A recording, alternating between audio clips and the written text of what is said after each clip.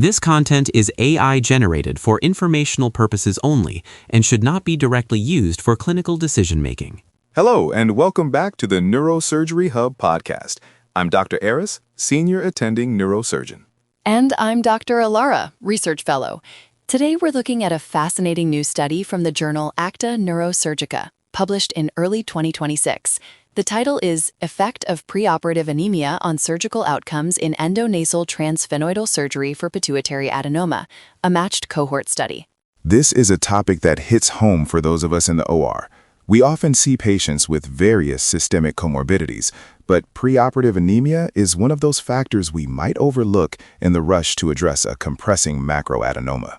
We know pituitary adenomas represent about 15% of all intracranial neoplasms.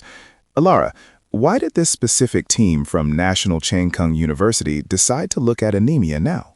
Well, Dr. Aris, as you know, surgical resection remains the cornerstone of managing pituitary adenomas, especially when there's mass effect on the optic apparatus.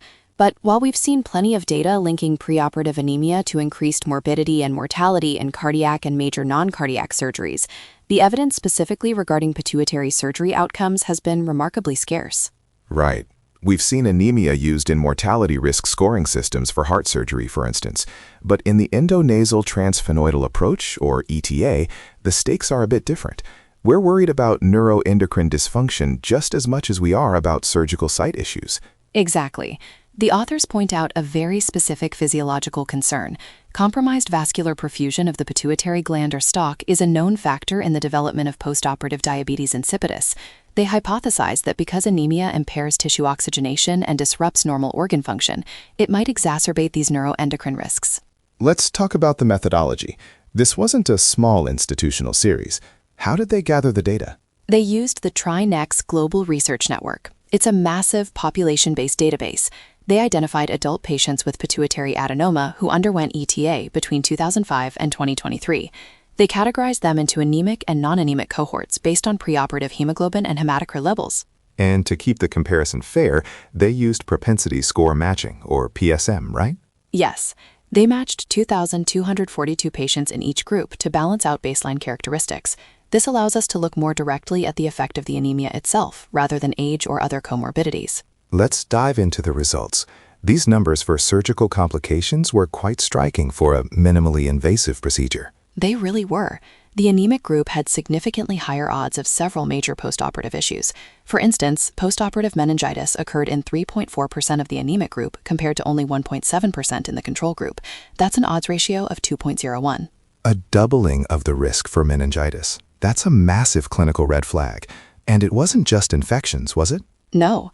Lumbar drain placement was also much higher, 7.0% in the anemic group compared to 2.7% in the control group, and early reoperation rates were 5.0% for anemic patients compared to 2.9% for the non-anemic cohort. So the surgical footprint is clearly heavier in these patients, but the area where this paper really dives deeper is the neuroendocrine outcomes. This is what makes pituitary surgery unique. Alara, walk us through the endocrine data. This was the most significant part of the study for me. They looked at diabetes insipidus, or DI, first.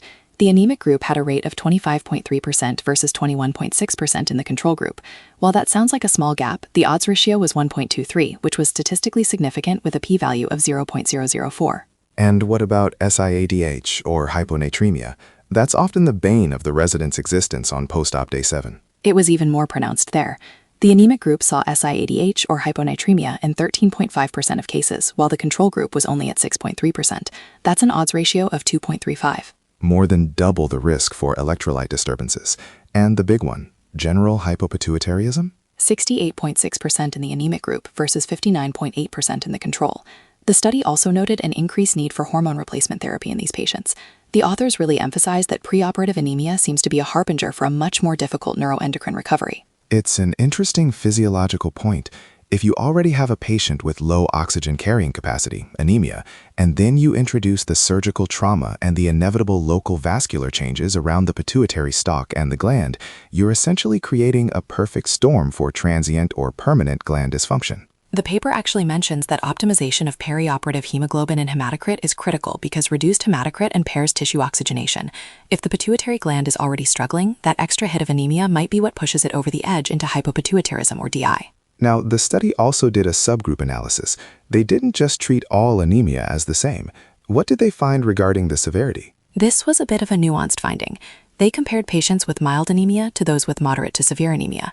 They found that patients in the moderate to severe category had even higher risks of postoperative endocrine dysfunction and visual disturbances. Did the surgical complications follow that same trend? The meningitis and reoperations? Interestingly, the severity of the anemia did not significantly affect the odds of perioperative surgical complications. Whether the anemia was mild or severe, the risk for things like meningitis or reoperation was already elevated compared to the non-anemic group. But for the endocrine and visual outcomes, the severity really mattered. That is a vital distinction for a resident to understand. Even a mild drop in hemoglobin should alert us to a potentially higher risk of surgical complications. But if that hemoglobin is significantly low, we need to be doubly prepared for a difficult endocrine course and potential visual recovery issues. It really highlights the importance of the preoperative workup. We spend so much time looking at the MRI and the baseline hormone levels, which we should, but this paper suggests we need to be just as focused on the CBC. Exactly. The authors conclude that preoperative anemia is a clear indicator of increased risk for both surgical and neuroendocrine complications post-ETA for pituitary adenoma.